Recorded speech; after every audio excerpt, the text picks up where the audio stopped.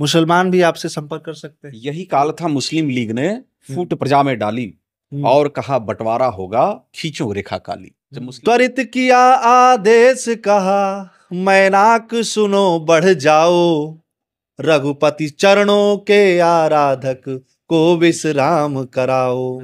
कि बंटवारा नहीं सजा होगी, शोकाकुल पूर्ण प्रजा होगी, लेकिन सुनता है कौन कहो, गद्दी लिख दी अब मौन सहो। 3 दिन कभी कभी 3 दिन में लिख देते हैं। हाँ, 4 दिन में महाकाव्य। क्योंकि वो एक मनोदशा तो बहुत बड़ा आश्चर्य। हाँ, बड़ा आश्चर्य है निश्चित। भीषणतम नरसंहार हुआ, भारत माता पर वार हुआ, कितनी मांगे उजड़ी तब थी, कितनी सांसें उखड़ी तब थी, कितने अस्तन तन छोड़ चले। जब कभी हमारे साथ, हमारे जीवन में कभी बड़ी दुर्घटना हो जाती है या हमारे साथ कोई बड़ा हादसा हो जाता है, तो हम अपने जीवन से हार मान लेते हैं। लेकिन कैसा हो कि एक व्यक्ति जो दुर्घटनाग्रस्त हो जाए और उसके बाद उसके अंदर का पोटेंशियल बाहर आए, और बाहर भी ऐसे कि दर्जनों महाकाव्य और दर्जनों पुस्तकें, नॉवेल्स लिख दे, वो भी बेस्ट सेलिंग में। है ना आश्चर्य की बात। फिर सवाल यह है कि जब सब कोई कंटेंट क्रिएटर बन जाएगा तो पुस्तकें लिखेगा कौन, समाज को दिशा देगा कौन, समाज का मार्गदर्शक बनेगा कौन, वो टॉर्च बियरर कौन बनेगा। इसी पर बात करने के लिए हमारे साथ 18 पुस्तकों के लेखक, उसमें महाकाव्य भी है, खंडकाव्य भी है और नॉवेल्स भी है, वरुण पांडे वैष्णव जी हैं। बहुत बहुत आपका स्वागत, आभार। बहुत बहुत धन्यवाद अमित। और सवाल की शुरुआत यहीं से कि ये प्रेरणा जो बिल्कुल ही इंग्लिश जिसका बैकग्राउंड रहा है, जो सीबीएसई से पढ़ा हुआ छात्र अचानक से आता है और किताबें लिखने लगता है, और नॉवेल्स छोड़िए, पोएटिक तरीके से वो जो है पुस्तकें लिखता है, और इतनी बड़ी बड़े महाकाव्य, कैसे ये सब संभव हो पाए? ये सब संभव होने के पीछे जो संभव करता है वो भगवान है अमित। मेरा एकदम शुद्ध विशुद्ध मानना है, एकदम विशुद्ध मानना है। हाँ। और बिना उनकी इच्छा के, बिना उनकी प्रेरणा के कुछ भी संभव नहीं होता। जैसे हमारे प्रेरणा, हमारी, आप ये सोचिए कि मैं अगर अपनी सांसों को बंद करूं अपने प्रयास करके, तो शायद 1 मिनट, 1.5 मिनट, 2 मिनट, उससे ज्यादा नहीं कर सकता, जबकि सांसें अपने नियंत्रण में 2 मिनट के लिए होती। यही दशा हर एक चीज की, हर एक जन्म की, चाहे वो किसी शब्द का जन्म है, किसी रचना का जन्म है, किसी खंड काव्य, महाकाव्य, चाहे उपन्यास का जन्म हो, उसके पीछे की प्रेरणा उन्हीं की होती है। जिस तरह से कहा जाता है कि तुलसीदास जी गद्य लिखना चाहते थे, गद्य ही लिख रहे थे, 7 दिन तक गद्य लिखे, भगवान शंकर उन गद्यों को बिल्कुल साफ कर देते थे। रात भर वो गद्य लिखते थे, दिन में वो साफ कर देते, मिट जाता था। 8वें दिन भगवान शंकर और पार्वती उनको दर्शन देते हैं और कहते हैं कि रामचरितमानस को काव्यबद्ध करके लिखो। तो रचना उनके हाथ में नहीं थी तुलसीदास जी के, वो चाहते थे गद्य को लिखना, और वो पद्य की तरफ लाए गए। तो मैं तो कभी नहीं लिखना चाहता था, ठीक है, बैंक का आदमी, और उसके पहले अंग्रेजी किताबों को पढ़ने लिखने वाला आदमी। लिखना शुरू किया तो ये यात्रा शुरू हुई गद्य से, गद्य से होकर के जाने कब पद्य पे आ गई, और खंड काव्य से लेकर के महाकाव्य पे आ गई, इसका पता नहीं चला। पूर्णता बिल्कुल नहीं है, बेचैनी पूरी भरी हुई है, इसलिए ऐसी आशा है कि आगे भी कुछ भगवान की सेवा में और कुछ अच्छा आता रहेगा। पुस्तकें आपने इतनी लिखी हैं, अगर बात करें कि इसमें सबसे पसंदीदा आपकी कौन सी है? महाकाव्य की बात करें, कितनी महाकाव्य अभी तक आपने लिखा? महाकाव्य अब तक मैंने 8 महाकाव्य लिखे हैं।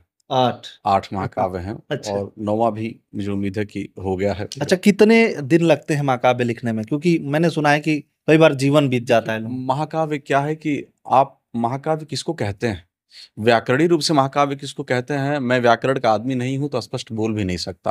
हाँ, हमारे काव्य और लयबद्ध के जो गुरु हैं इस क्षेत्र के, वो अनन्य भाई हैं, अनन्य देवरिया। अच्छा। अच्छा। तो जैसे वो मुझसे कहते हैं कि जब आपने जीवन पे लिख दिया, किसी के पूरे जीवन को उतार दिया है, चाहे वो 150-200 पेज में हो, चाहे वो कितने भी पेज में हो, वो महाकाव्य की श्रेणी में ही आता है। अच्छा अच्छा। तो मैं उस आधार पे, अपने गुरु वाक्य के आधार पर, अगर उस वाक्य के आधार पे ये निश्चित कहता हूँ कि वो लिखने में मुझे जो माता सरस्वती का आशीर्वाद से समय लगता है, शायद वो 4-5 दिन, 3 दिन, कभी कभी 3 दिन में लिख देते हैं। हाँ, 4 दिन में महाकाव्य।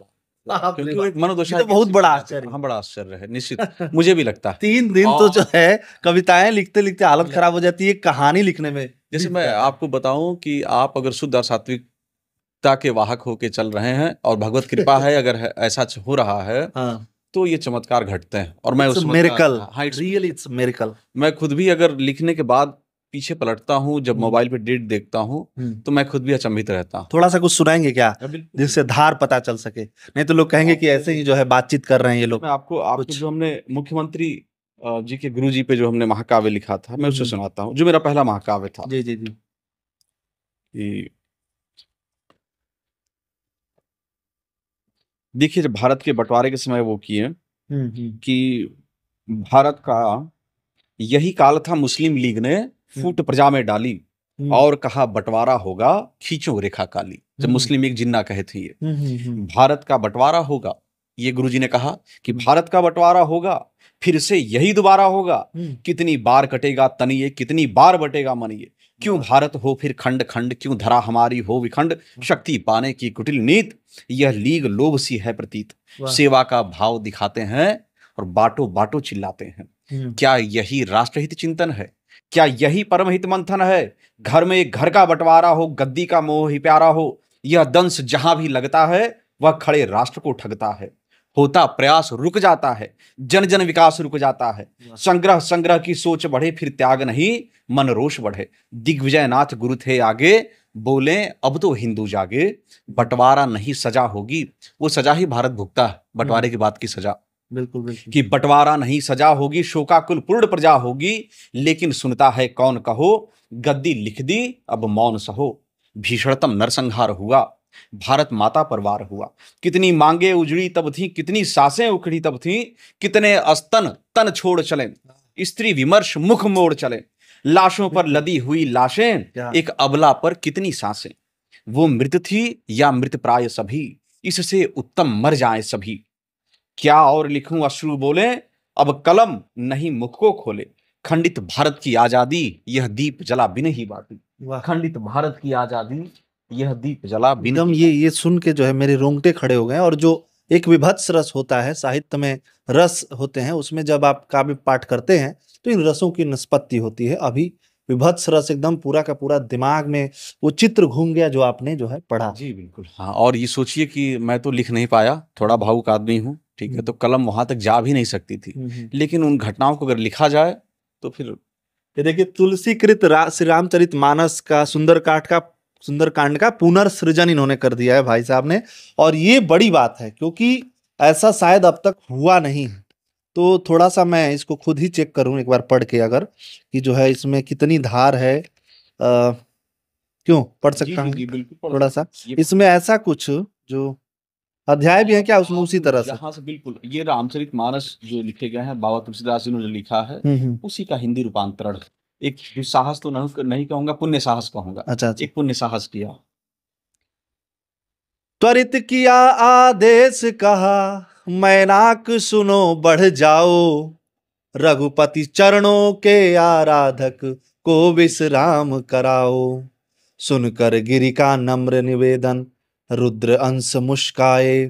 कह प्रणाम स्पर्श किया और शीतल वचन सुनाए। नहीं पूर्ण संकल्प बंधु, आराम नहीं है संभव।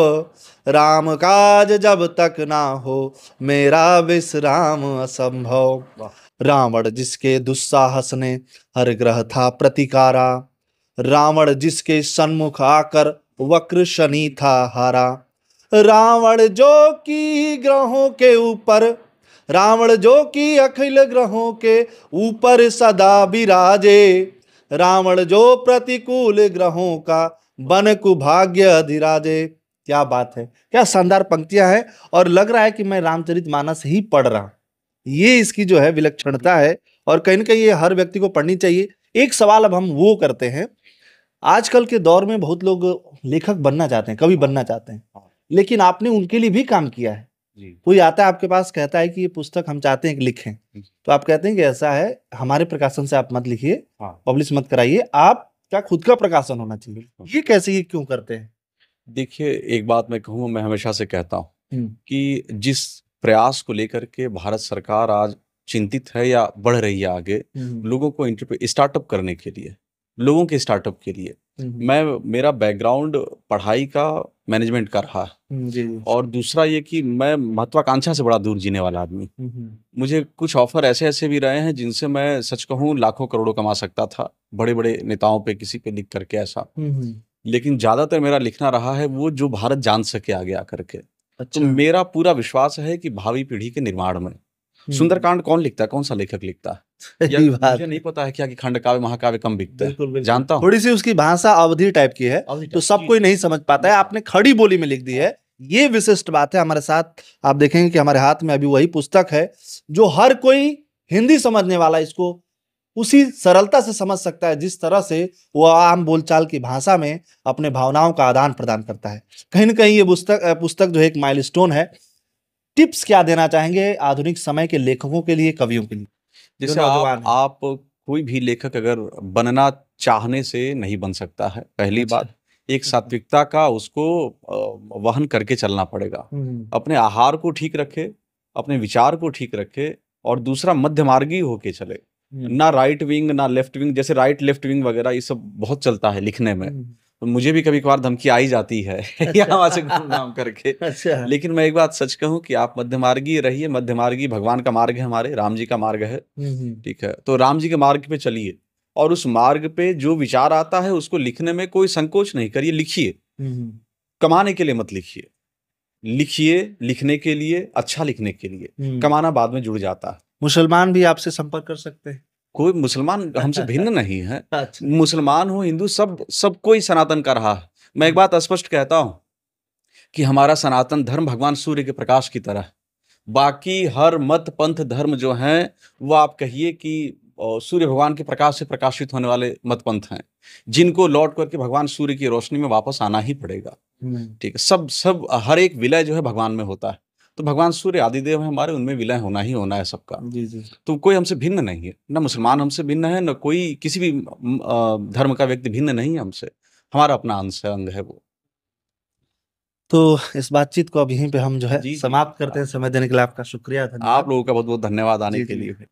तो कहीं ना कहीं जो मरते हुए साहित्य के लिए संजीवनी का काम करने वाले ऐसे लोग जो बिल्कुल ही निस्वार्थ भाव से पब्लिकेशंस की स्थापना करवा रहे हैं, युवाओं को आगे बढ़ने की प्रेरणा दे रहे हैं, और इसीलिए जो निस्वार्थ भाव होके समाज के लिए कुछ करना चाहता है, हम उसके साथ खड़े होते हैं।